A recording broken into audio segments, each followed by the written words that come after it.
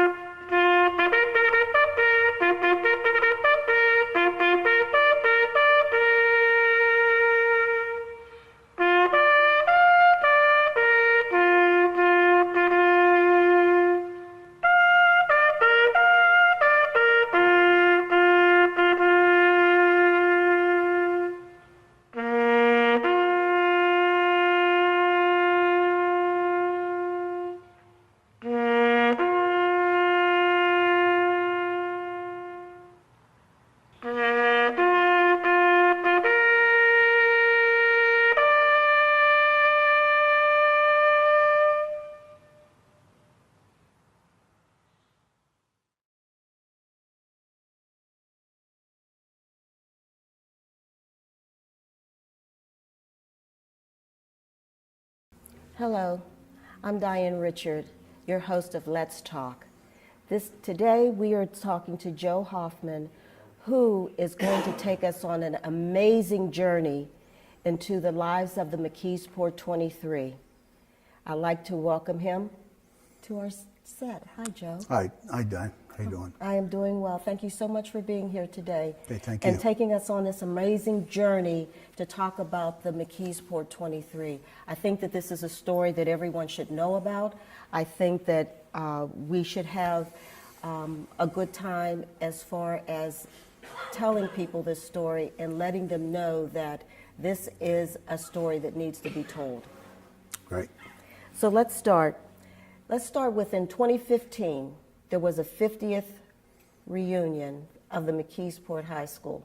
Let's talk a little bit about that. In August of 2015, the 50th reunion of the McKeesport High School class of 1965 was held. And in preparing for that reunion, we realized that we had 3 members of our class that were fallen Vietnam veterans. And they were Michael Nemchek, the Air Cavalry, Jimmy West, United States Marine Corps, and Patrick McNellis, United States Navy. And we decided we wanted to honor them at our 50th reunion. While we were in the process of planning this, we came to the realization that there were 23 men killed in Vietnam from December 5th, 1965, with the death of PFC, Norman Wallace Boots Johnson, and on December 26th, 1971, with the death of Vincent Gelka, also with the United States Army. Okay. Let's back up a little bit. We lost 23 soldiers, and hence the name, the McKeesport 23? Yeah, that came about during the process of preparing for our reunion. We wanted to, as I said, we wanted to honor the 3 from our class, but then we decided to honor the entire 23. Kate Gelka Miller, the sister of Vincent Gelka, our last fallen veteran, is an artist, and she prepared a poster for us. And then we were able to utilize the poster at the reunion. And then later on, a few months later, in November of 2015, at the McKeesport History and Heritage Center. And the center offered to do a program for us. And at that program, we had 8 of the family members of the 23 fallen Vietnam veterans that spoke at that History Center presentation. Okay. So let's just back up just a little bit, okay? So we can just let everyone have a smooth progression as to how all of this rolled out. On December the 5th, like you named, 1965, Norman Boots Johnson, he was a medic in the Army, correct? That's correct. Okay, and he was the first soldier from McKeesport. That's correct. To be killed in the line of duty. And he was killed in the line of duty while he was doing what? He was a combat medic, and on that particular day, we lost over 30 Army personnel in this one particular battle. Boots was awarded the Bronze Star for gallantry during this battle. That's something that's really recognizable. He left a 17-month-old daughter at home that Kelly Johnson, it's Kelly Young, and Kelly was planning to be here today, but she came down ill. Okay. Who was responsible for naming the McKeesport 23? How did this name come about? We know that we had 23 soldiers who perished, but why the McKeesport 23? How did that come about? Well, how that came about was, we realized that we needed a identification name for them, and it was the McKeesport 23 fallen Vietnam veterans. back in 1966, Sam LaRosa from the McKeesport Boys Club started to honor the fallen members. There was 11 of them from the McKeesport Boys Club. And this started some articles in the paper, and there was some interest in it, but that was 50 years ago now. And then the reunion really that we had really started, because it resurrected everything. Yeah, we lost them 50 years ago, and it was our 50th reunion. So it was something that really had an identity. Yes, and a tremendous impact, as witnessed by all of the people that are here today. Right. To honor this. So let's go back to Jim's wife, Kate. Right. Talk a little bit more about what Kate did.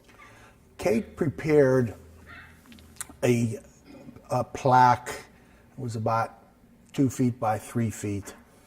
And it had a posting of all the armed services, and it had the photographs of our 3 fallen classmates, and then the names of all of the entire McKeesport 23 on it. And then that plaque then was presented to the McKeesport History and Heritage Center, which is there today, and they have it on display along with the different posters of all of the McKeesport 23. So there's photos of all of the fallen officers? There is, at the McKeesport History and Heritage Center. And also the city of McKeesport has, within the last several years, put up these posters in color of each, of any military person, whether deceased or in the past or living. And they are posted on different poles throughout the country. The city. City. Excellent. So we have the History Center who has done a tremendous honor in showing that these officers, or I'm sorry, that these officers, that these soldiers are honored. Then what spun out of that was a shirt. Yeah, what happened was a good friend of mine, Scoop Schreiber, Glenn Scoop Schreiber, had some contacts at Natalee's Sports Shop, which is an sports shop that has been here for about 70 years. And I went down and made contact with them and designed this particular shirt, which you are wearing today, which has a insignia of the Purple Heart, and it says the McKeesport 23, fallen Vietnam veterans, 1965 to 1971, and lest we forget. On the back of the shirt has a listing of all of our fallen heroes. Yeah. Our fallen heroes. Our fallen heroes, and on the bottom it says, "We can only think of the lives that they would have led." And this shirt, the reason that the color of black and purple was selected was because that is our national mourning colors. And the McKeesport ROMEOs, which is Retired Old Men Eating Out, is a group of about 60 guys, mostly from the 1960s, and they were really the tip of the spear in ordering these shirts. We have T-shirts, sweatshirts, ball caps. None of the money was used for anything but to honor the fallen. We did not use it to make any purchases. we have about 500 of these throughout the country that have been ordered. Purchased. That's tremendous.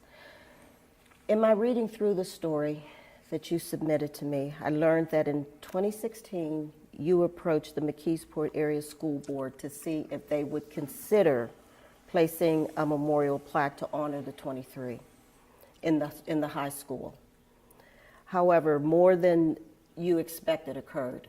Let's talk about that. Yeah, I approached the school board, and they were aware of the McKeesport 23 mission, and I asked them if, since most of them went to that particular high school, that if they would erect a plaque in the school to honor the 23, and they overwhelmingly agreed, to do this. We got the word out. We had a newspaper here at one time, the McKeesport Daily News, which was a tremendous voice for the area, but it was no longer in operation. So we put this on Facebook and word of mouth, and within a 2-week period of time, we put out how to send any donations for this. We received $10,000 in 2 weeks, and from many of the people in this room today. And we went to the Striffler monuments in McKeesport and White Oak, and they designed the monument for us. Now, the monument looks very similar to the T-shirt. It's black, it's in purple lettering. Because of how the letters and just the documentation had to be set up, we had to custom make it, the monument. And we put a rush order on it. The granite was in India. It was shipped to the United States, to Columbus, Ohio, where the engraving took place, and then they shipped the monument to the high school, which they immediately erected because they were afraid to store it. And we got it within 2 weeks of our dedication that the high school agreed to sponsor for us in the auditorium and in the courtyard. Amazing. So then in May of 2017, the dedication occurred. Dedication occurred, and it was on a Saturday morning, and 800 to 1,000 people attended. And again, we really didn't obtain much contact from the television stations or newspapers. It was all, again, Facebook, emails, and word of mouth. I find that very disheartening. Yeah. That you wouldn't get any coverage. Yeah. Well, one radio station covered it for us, which was KDKA, and Larry Richard and John Shumway did a. I was on the radio station prior to it, but there was not much after. After a bit of time during that day, KDKA did come, and they took some videos, but it was very brief. It was not much prior to the event. Okay. So we know that visitors, we have a lot of visitors that go to monuments around the country. We have, the police memorial in DC. We have the memorial in New York City of the 9/11, and so many. And people place coins on the headstones, or they place them at the base of the memorial. Can you tell us what the significance is of that? Much of that is of other people in the military that have been in the military, or at times people that know the person being honored. but the coins are put on the base of the monument, which we have for the McKeesport 23 monument. It's a significant gesture of honor. Yes. This story is just incredible, and it gets even better. So the tribute continues, and let's take us into, I understand, the scholarship came into play. What happened was the day of the dedication, a 1961 graduate by the name of John Mazer said to me, if you can put together a scholarship fund honoring the McKeesport 23, I will give you, and it was a very significant amount of money. Mm-hmm. And then he said, the number that he gave me, offered to me, was, he said, for the rest of my life, I will give you half of that every year. So the McKeesport Area School District has an Air Force ROTC group, and they have about 65 students involved in it. So we were able to finance, for the first year, a $1,500 scholarship, which will be awarded in a few months to an ROTC student mm-hmm. who will be selected by the faculty of the ROTC. That is phenomenal. Can people still give? Yes.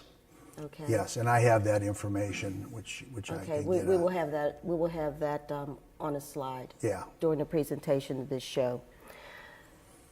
So now that you have given us all of this information, and just when you think this incredible story has reached this pinnacle, mm-hmm. there's still more. There's a book. And we're going to get into that book in a little bit, but I want to back up a little bit because there are a couple people that I think that we need to hear about their story and their part of this whole process. I'd like to talk to John Arlia, because John has a significant story to tell about Vietnam, and it's a story regarding Agent Orange. And I think that this is something that everyone needs to know about. They need to know not only the suffering and the loss, but we've had soldiers who have lost more than their lives, if it can get any worse than that, because they're living with sometimes debilitation that is just awful.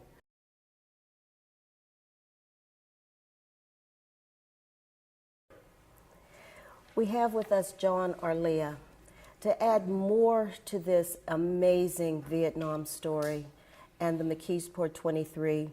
We're going to talk with John Arlia regarding Agent Orange and how that whole thing came about in Vietnam and the destruction that it had, not only upon our soldiers, but upon those that are living as well. John. I guess I could start when I was stationed in Kansas in the artillery. I was a clerk, and we were going to go over to Vietnam on a boat. 3 boats that carried 9,000 troops. Because President Johnson wanted to increase the amount of troops in Vietnam to escalate and win the war, what have you. When I arrived in Vietnam, we were told our base camp, which is Bearcat, and I just found out recently it was the 2nd largest camp in Vietnam outside the Ton Son Nhut Air Force Base. But anyway, we had to sit on the boat in the bay for about 4 or 5 days till our camp was ready. So we finally were given the okay to go to the camp, and all they did, the people that prepared it, I guess it was the Seabees, they leveled out the ground and they put up wooden floors with about 3 feet of sides, and then the rest was all 2x4 frame like a new house, and they draped these big tents over it for 8 guys. So being a clerk, I was in the tent. About the 3rd morning there, I was waking early at dawn with airplane noise. And I'm saying to myself, now the Viet Cong or even the Vietnamese didn't have any Air Force, and it wasn't helicopters, or our jets, because they go 600 miles an hour. So as I stepped out of my tent, I saw a big C-134 treetop level. I could almost counted the rivets on the airplane with 2 tanks, one on each end of the wings, spraying Agent Orange. And I'm there just breathing it all in, not knowing any difference or consequences down the road, you know. And I didn't realize I was involved with the Agent Orange till year 2008 when I had my gallbladder out, and they said, your white corpuscle cells, excuse me, are off a little bit. And we think you may have been involved with Agent Orange. And I said, yeah, I was. And I told them the story, and they said, well, okay. And what I came down with is what they call chronic lymphomatic leukemia. When I heard the word leukemia, I just went, whoa. And they said, well, the oncologist says, I would probably die from 10 other items. Other than that, it's the slowest moving leukemia going to man. So I lived with it until 2014. I coughed. Went to the doctors, and they said I had built-up fluid around my left outside lung, creating a cough. They drained 1.5 liters of fluid. And they said, this is all a result from the Agent oh, Orange. definitely. And I went for chemotherapy, and that, you know, right away I got that look like, oh, chemotherapy. You hear all, you know, how people go every day and they sick and lose their hair. And he said, what I'm going to go through is the mildest form. The most reaction I'll get is maybe a little bit of nausea. In 4 to 6 months, you'll be clear. And you go for 2 days, wait 28, go for 2 days, wait for 28. After the 4th month of treatment, I was cleared. It's in remission. And the doctor said, I may never see you again. And if you do come down with it again, they're constantly working on better treatments for it, okay? And it's such a blessing that you Yes. made it through it. Right. And I'm blessed because when I came out of service in November 67, I went to work at the Irvin Works in West Mifflin. I was running the crane, and one of the guys that helps me on the ground, you know, we were talking at lunchtime, and he was over there in Vietnam as a soldier in the jungle, and he said that when they weren't fighting, these same airplanes were spraying Agent Orange to eliminate the green so they could find the enemy. But naturally, the Viet Cong enemy was going into the tunnels. But he was exposed to it so much for his 12 months there. He came home, married his sweetheart. They had a baby girl. Within a week, she was diagnosed with spinal bifida, which is one of the #1 side effects that can be passed on from the soldier to the wife for the baby. And when I told that to my daughter, she went online back then and said, Dad, there's all kind of stuff, heart problems, cancer, this and that. I said, well, knock on wood, so far, nothing, you know. And I've been fortunate because all I hear is people having all these other problems, all these other medical issues that they are suffering, you know. And, Right. you know, everybody says to me, so well, how do you feel? I said, I feel fine. How many other soldiers or people that have been exposed to Agent Orange do you know of Probably about 5 or 6 that I know of. in this area? Yeah, probably 3 or 4 right here in this room. Incredible. And when you start to think about it, if I was exposed to it in 67, in January, all the soldiers there, even the year before and the years after, even the people of Vietnam, you know, that carries in the wind. Yes. And, you know, but the best part I wanted to say was when my friend told me about what happened to his daughter, I went down, got a form filled out for disability.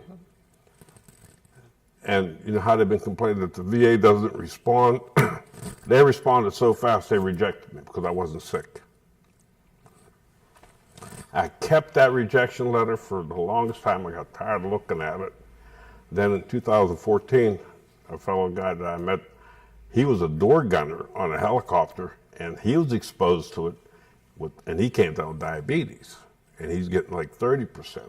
He said, John, you got to put in for it. And I put in for it, took a year, and they declared me right off the bat 100% disability. But you were sick, so I'm not understanding Well, why it was rejected. in the beginning, it wasn't rejected because that would have been 68, 69. The current administration didn't want to be held accountable. Interesting.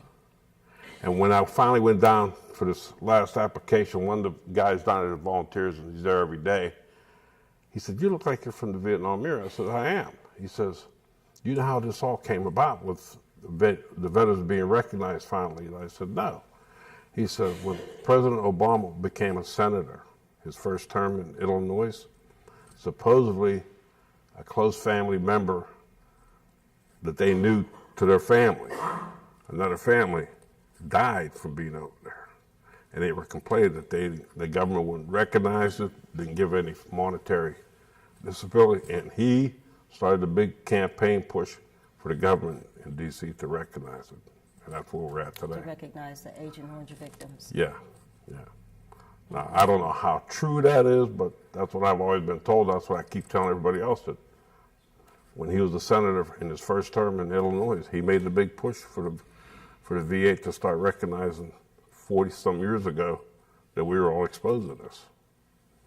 Okay, interesting. So I'm one of the lucky ones, I feel, because this symptom I have with this leukemia, it doesn't affect me at all while it's in remission.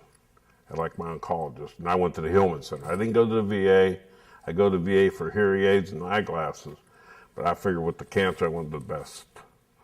And I had the best, and he said, "John, you're fine. Don't worry about it." Well, again, that is a blessing that you are fine, and thank you so much for sharing your story with us. No problem. I'm glad to do it. Okay. Okay.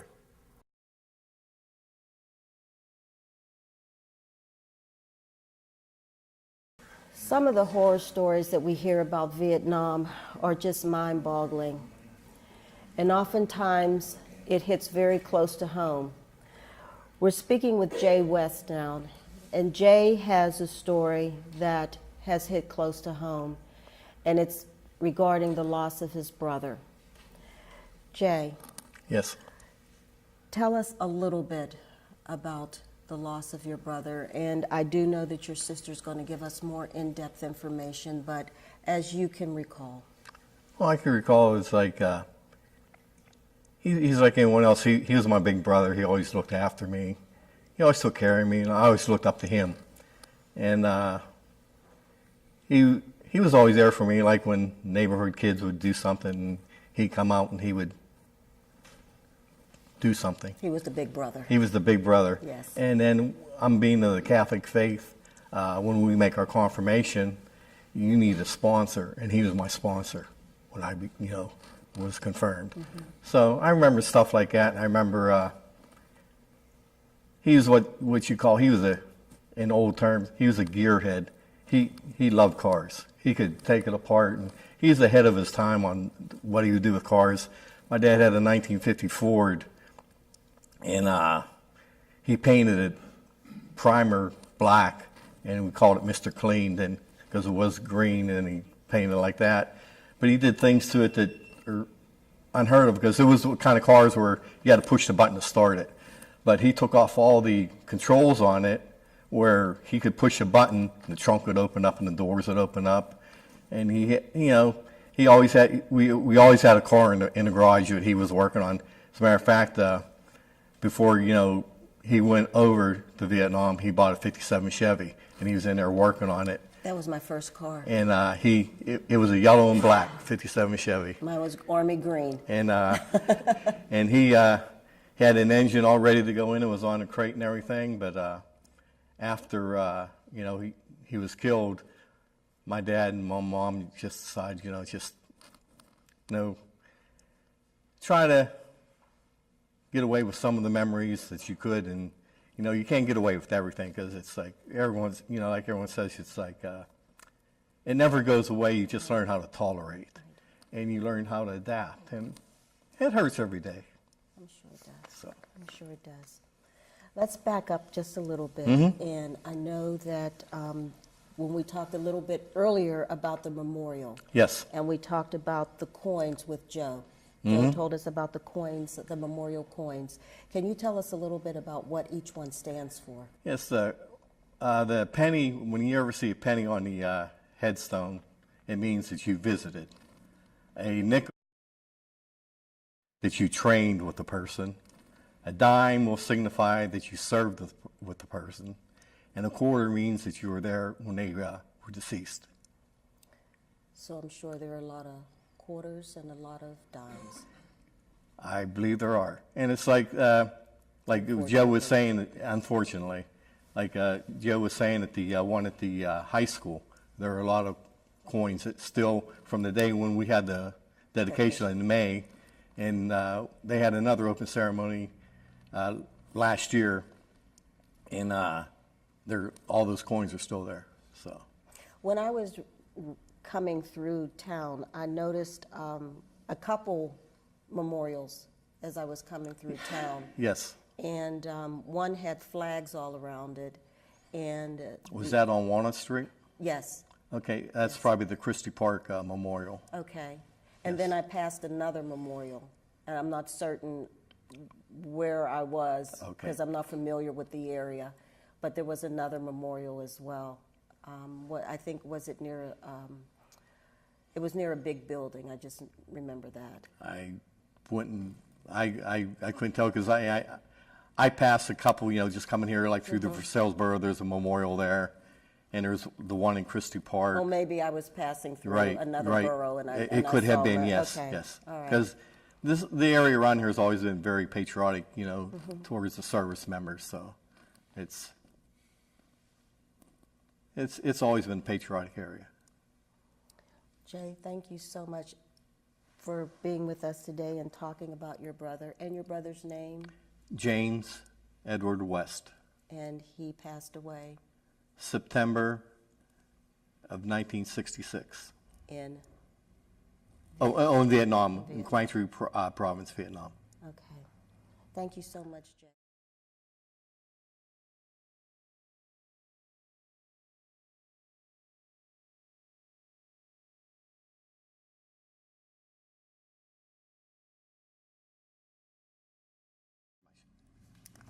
Thank you. Sitting here with me now is Kathy West. Kathy is the sister of a deceased soldier, Jim West.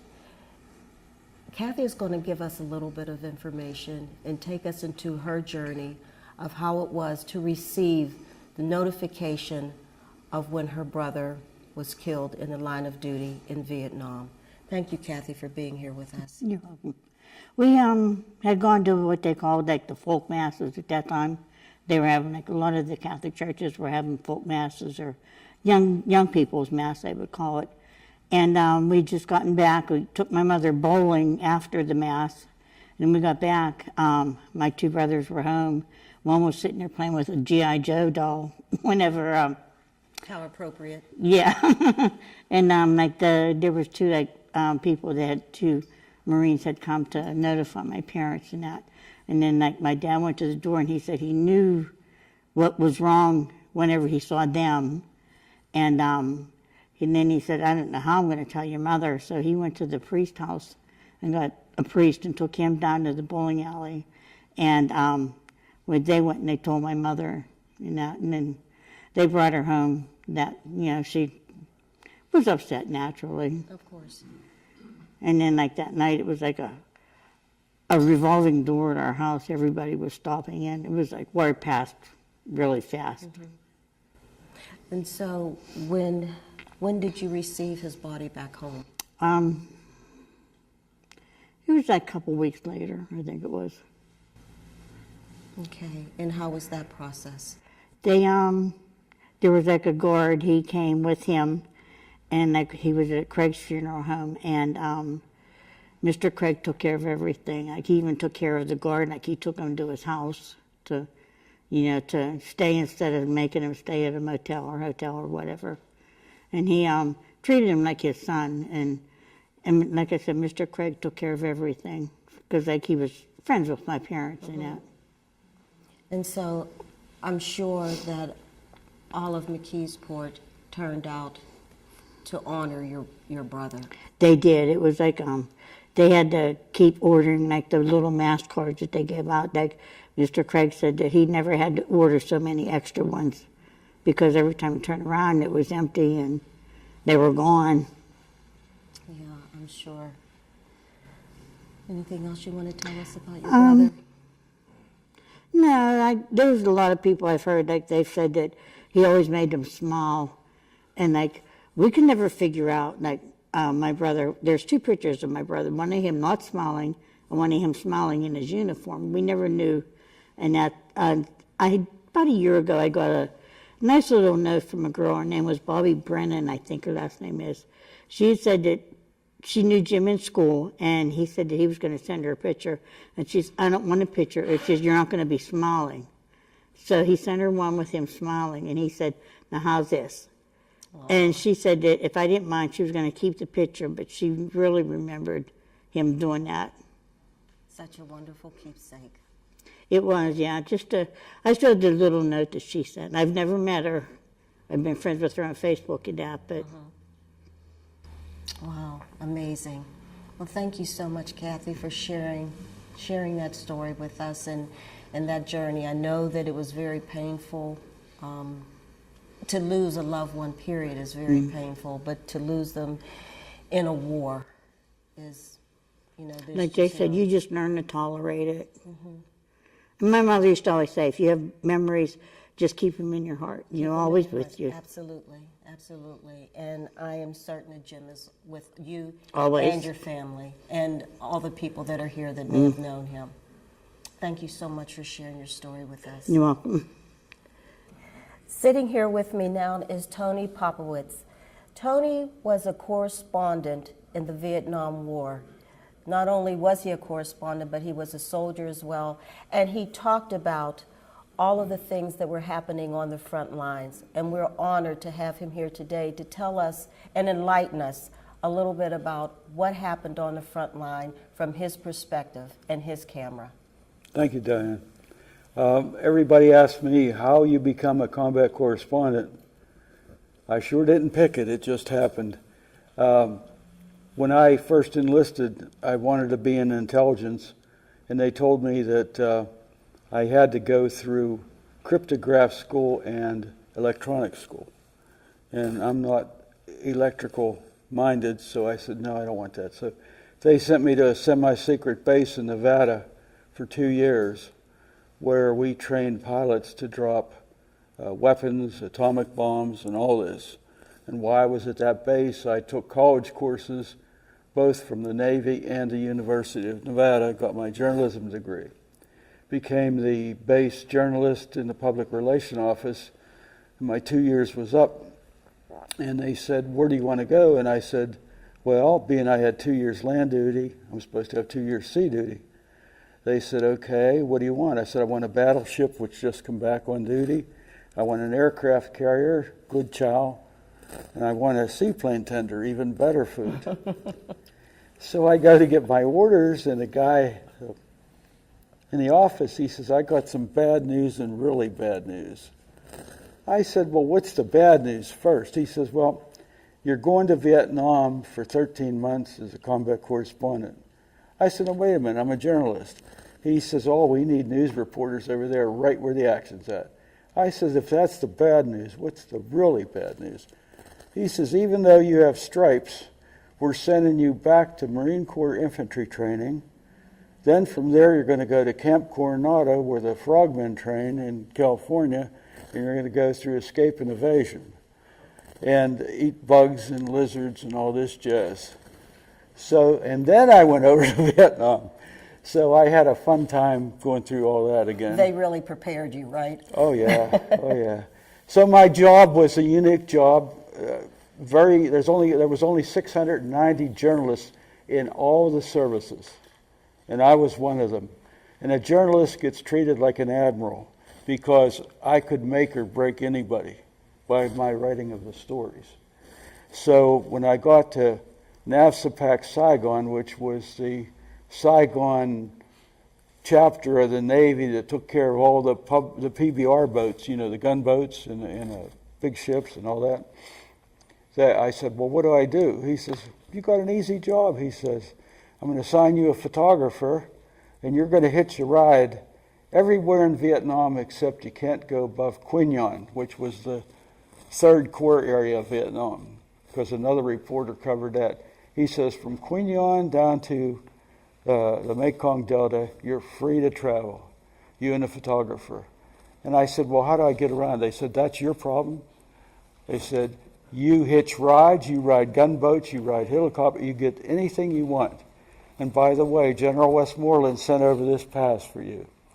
It says, this journalist has the right to commandeer any aircraft, ship, or plane for sake of the United States government news. Carte blanche. Carte blanche. So that gave me authority over everybody, which I didn't really use except one time. So the photographer and myself would actually go up to a little Navy air base near Tonsanut and would say, what do you have flying down to Nabe or Bento or Mito or, up north, and would find something to hitch a ride on. So I covered stories, news stories on the Navy Sea Wolves. That's the Huey gunships. I covered stories on the little bird dog spotter planes where the little Piper Cub travels all above the trees attracting gunfire so that the helo gunships could be called in. I rode the PBRs as we dropped off Marines as they were firing at us. I rode I think it was called an LCB, the landing crafts, where the door would open up and the Marines would rush ashore. So I traveled truck convoys all the way up from the Delta all the way to Saigon one time, and you talk about a ride of a lifetime, because when you're in a convoy, if the first truck gets hit, the second truck pushes it out of the way, nobody stops, because that'd kill everybody in the convoy. And we proceeded that way, and the roads over there are really rough, and you riding in the back, my insides were killing me, from the pounding. The jarring. I rode with these crazy flyboys in the Navy Sea Wolf gunships. I go up in the gunships, and it was an all-day mission. So I get up at 5 in the morning, and I go there, and I wrap on a canopy, and I said to the pilot, I want to fly with you guys today, me and the photographer. We want to do a news story on you. He says, great, jump in. They hand me a little bag. I said, what's that for? He said, that's your lunch. And so I said, yeah, it looks like a small bag. So we fly all day, and their mission was to fly in and shoot rockets at ground troops that were in trouble. Now, this is back in '68. Now, unknown to the American public at that time, we had laser-guided missiles and rockets, because the pilot had a helmet, and when he flipped on his helmet, this is 1968, he had crosshairs, and wherever he looked, the gun pods, the rocket pods on it would follow, and then he'd fire, and wherever he looked, that missile would go and bang, do its job. It's very high tech for 1968. Well, again, we're so far advanced that they don't tell people. So comes noon, they said, it's lunchtime. I said, oh, great, are we flying back to a safe base and we're going to eat a swell lunch? He said, no. He says, you office boys, he says to me, you don't know what it's like being out in the combat all day long, do you? I says, well, I've been a little bit. He says, okay, we're going to land in the middle of VC territory, and it's lunchtime. And I said, what do you mean by that? He says, look, you don't understand. We fly 12 to 16 hours a day. And when it's lunchtime, it's lunchtime. So he puts the chopper down. We're in the middle of a field, sitting ducks, VC territory. So the pilot and co-pilot eat their lunch. The two gunners crank back the twin 50s, and they're just watching. Me, I'm trying to eat my lunch and praying. Oh, God. So after the pilot and co-pilot gets done eating, they switch with the gunners, and the gunners eat. And then hopefully you don't get killed, and you take off and you go on your mission again all day long. At the top of the program, we spoke with Joe Hoffman, and he was telling us a little bit about the Romeos. And you're probably wondering, who exactly are the Romeos, and what does that mean? So we have with us one of the originators of the McKeesport Romeos, Glenn Schreiber. Welcome, Glenn. Thank you. Thank you for being here. Thank you. It's nice to be here. And before I start, thank you and Carl and everyone for taking an interest in our McKeesport 23. It's a very special topic to all of us here tonight. It is a So special thank you for topic. that. It's amazing, and the story needs to be told. Yes, for sure. Thank you. So, Mr. Romeo, tell us what the Romeos are. Romeo stands for Retired Old Men Eating Out. Retired Old Men Eating Out. Let me tell you how it all came about. Several years ago, and how we got that name. Several years ago, my good friend John Hernandez and I started going to breakfast. Now, unfortunately, John's not here tonight. He's under the weather. We started going to breakfast, and John and I were good friends in high school. After high school, like most folks, we separated. He went in the military, I went on to college, and but we hooked up on the back end, and we started going to breakfast. As a side note, something that's pretty relevant for tonight, when we went to breakfast together, it was just the two of us. Most of our discussion, or a large part anyway, was about the military. It was about the war, about Vietnam. John is a very humble guy. He was a war hero. If he were here tonight, he'd be mad at me for saying that. He was a war hero for sure. We all know John here, so we call him Big John.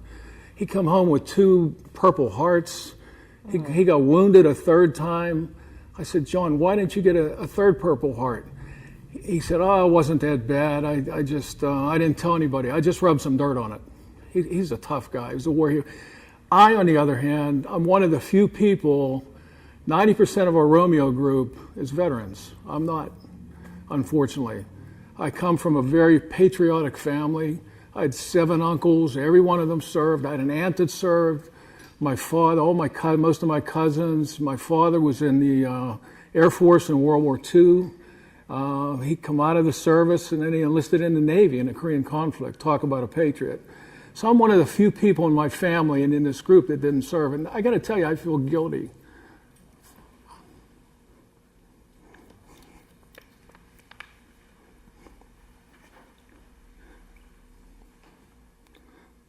I feel guilty for that. So John and I would talk, and it was good for both of us. I'm watching all my friends go to war, get shot like John, die.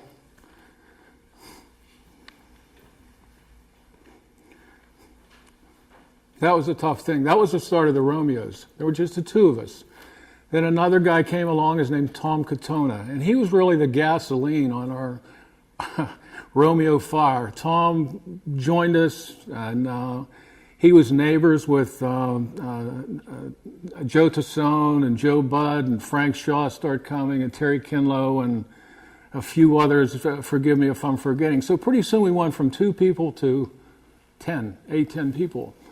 And it was nice. We would meet once a month at Dye's Cornerstone Restaurant, where we are tonight, in Olympia Shopping Center in White Oak. We would meet, and pretty soon this was like 6 or 7 years ago, and then a couple more people would come, and a couple more here and there, and it's grown through the years.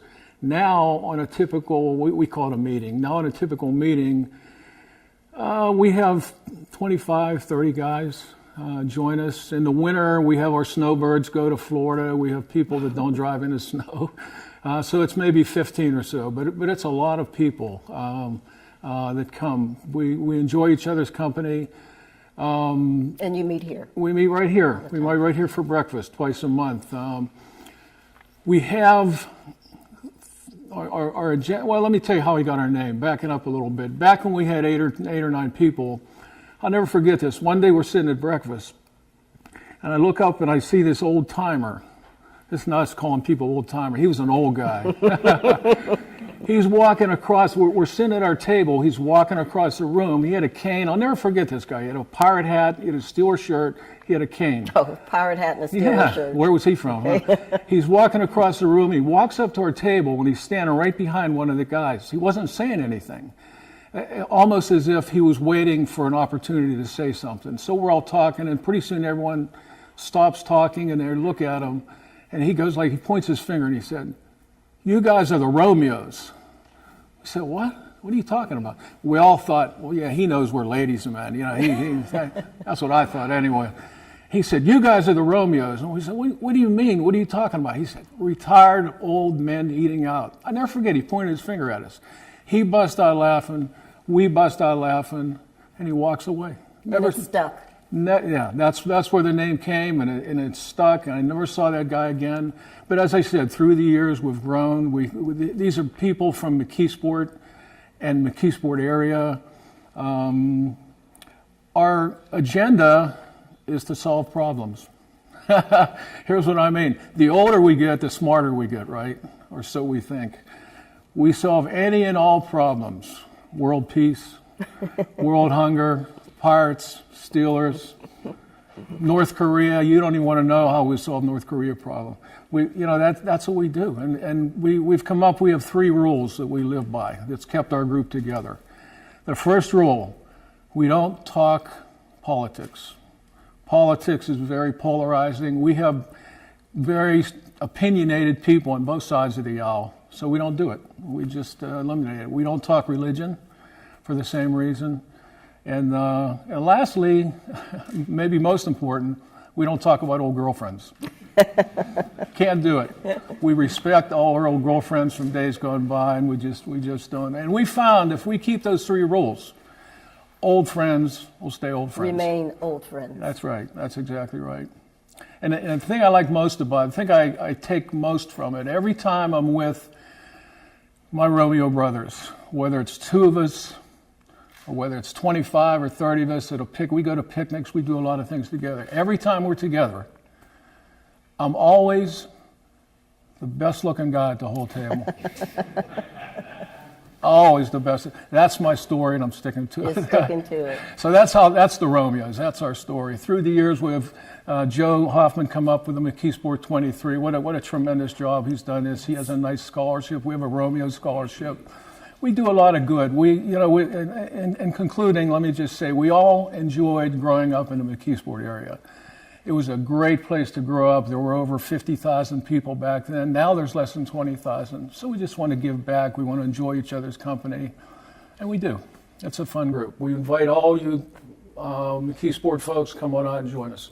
Thank you so much. That is amazing that all of you can enjoy each other after all of these years. All right. It's coming back home. Yep. Excellent. Thank you so much All right. for all of that, talking about the Romeos. As I said earlier, we have not reached the pinnacle yet. There is so much more to this amazing, amazing story on Vietnam and the McKeesport 23. The next amazing treat we have for you today is the author, Dale Saller, is here, and we're going to chat with him a little bit about the insight of his book and the history behind this astounding title. It's my extreme honor and pleasure to be able to welcome you and talk to us a little bit about your book that you have, that you're penning at this point. Well, this is an honor, believe me, an honor indeed, and I feel really thankful that Joe Hoffman and I were able to collaborate somewhat in writing this story. But I do have to tell you that I'm not an author. I'm a writer. Writers write and authors publish, and I have not published anything. Okay. Pretty soon. So I'm in the process. It's like someone who has a song and trying to get somebody to record it. I'm in that position right now. Okay. But what I have been able to do in the last couple of months since I went to the very first meeting that Joe had with the dedication to the 23 at the school courtyard was to witness perhaps something that you had to feel because you just couldn't see it and describe it. You had to feel it. Mm-hmm. And at that particular meeting, or at that gathering that day, when they were honoring the 23 and presenting the monument, and Joe did a terrific job, and everybody there, you just felt the pride coming out of that room for McKeesport. Coming from the Valley myself, living in Clairton, You always see sports memorabilia and trophies in a case in the hallway. McKeesport had theirs as well, but they also had pictures of notable alumni from all walks of life, medicine, military, government, you name it. And the pride that was there with the people for that monument. On a day that was just a normal day in May, it was not even Memorial Day, there was over 800 people there. And to see that, to feel that pride was amazing. Black or white, Catholic, Protestant, Jew, no matter what economic background you were, everybody was together. Youngsters, teenagers, adults. It was just an amazing, amazing feeling. Amazing feeling. And to go through that and to meet the people that were involved, relatives and friends of the 23, just presented itself with a spirit that was hard to even describe. Mm-hmm. And that's kind of was the genesis of the book, Okay. to kind of capture these lives, these ordinary lives, these 23 guys, to put some flesh and bone back to them, and to give them, put blood in their veins, and to Absolutely. let people get to feel who they were and what they were. They had dreams, and these dreams were unfortunately not realized. And as the saying was in the back of the shirt that Joe and his group put together, you would just wonder what kind of life they would have had their dreams come true. Absolutely. So the name of your book is? Tube City Patriots. It's what I call an affable sobriquet to McKeesport, being known as the Tube City, Okay. with National Tube Works and being the largest producer of steel piping in the world at one time. And so there was a Tube City beer as well over the time, but Tube City Patriots I thought would be appropriate because capturing that spirit of McKeesport, and not only captured the spirit of McKeesport, but the entire Mon Valley, the entire western Pennsylvania area, the entire United States. It was a very divisive war. We were very divisive as far as pros and cons. It wasn't about that. It was not about the wherewithal of whether we should have been there or shouldn't have been there. The question was, we were, and there was 23 young guys that gave their lives. Exactly. The ultimate sacrifice. The ultimate sacrifice in any war is death. This is just so incredible. I mean, it chokes me up. Just to hear all the stories told, to hear what you're doing, putting life into it through your pen, you and Joe, and just to hear everyone else here talk about this whole process. It's amazing. This is something that movies are made out of. And it would just behoove someone to make a movie out of the McKeesport 23, because it's a story that, in my opinion, really needs to be told.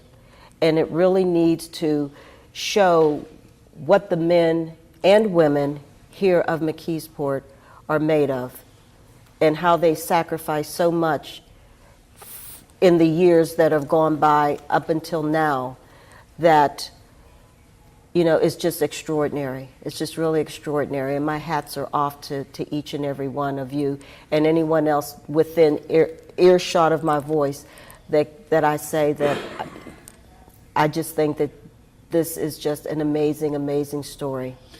Well, there's, and Joe just relayed this to me a couple of days ago, there was a gentleman up in eastern Pennsylvania who wrote a book, first about a group of young soldiers killed from Levittown, PA, Pennsbury High School. And he went on to write another story about a group from a town in Rhode Island. And it was very much similar to what I'm trying to do in terms of capturing these ordinary lives. And but one of the things that is different about the 23, a lot of these boys were a part of this boys club that Sam LaRosa had. And they learned their respect for their country, their respect for themselves, respect for others through that club. Mm-hmm. And that club taught them, it actually molded and mentored young men into to men. Exactly. To men. And there was one of the gentlemen of the 23 who wanted to become a social worker like that and to mentor young guys. And he actually wrote in a letter that he wanted to become the next Sam LaRosa when he got out of the service. That's what he wanted to do, to help other young men achieve in life what he has accomplished. And unfortunately, within 3 weeks after that letter, he was killed. Oh, that's so sad. That's so sad. This has just been an incredible journey for me tonight. I'm sure it has. To hear all of this information and all of the stories and to see and feel all of the emotion that so many of us in this room are feeling tonight, it's just incredible. Thank you so much. Well, thank you very much for just for even thinking to pen this process and putting, like you said, putting some life back into those that we lost. Thank you. It's been my pleasure. Thank you so much. Thank you and for your thank work. you for being and sharing all of this. Thank you. Absolutely. We are back with Joe Hoffman, who has some very special parting words that he'd like to say. Joe? Yes, what I like to,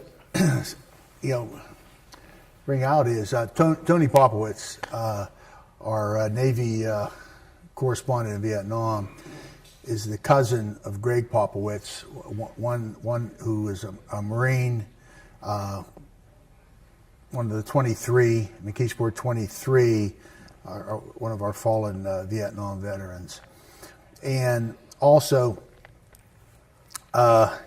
with Jimmy West, you talked to Jay and Kathy previous. Brother Tom, who's just retired as McKeesport city police officer, told me when he was a young boy, and when Jimmy left for Vietnam, Jimmy had a dog named Pro, and he gave the dog to Tom to take care of while he was in Vietnam. When Jim did not return home, Tommy took care of the dog, and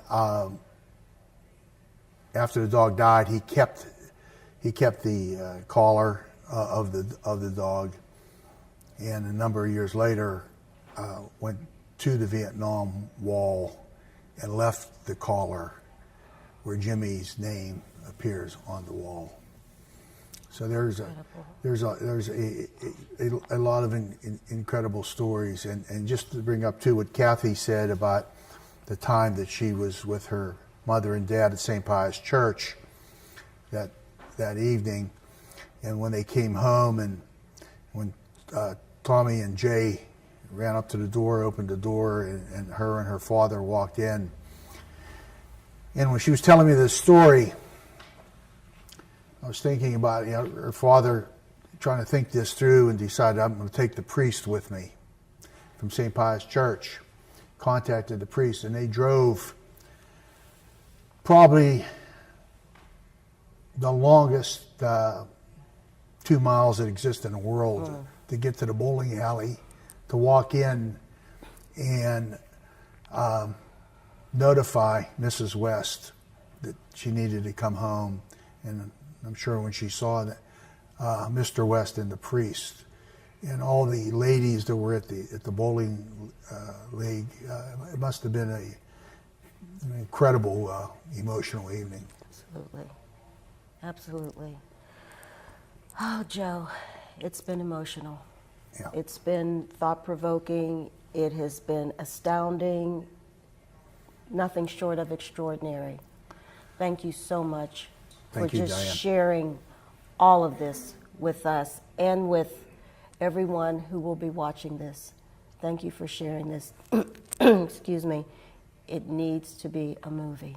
Okay, thank you. It needs to be a movie. And I'd like to thank everyone who attended tonight, the veterans, the friends, the families of the McKeesport 23, because as long as we say their name, they're with us.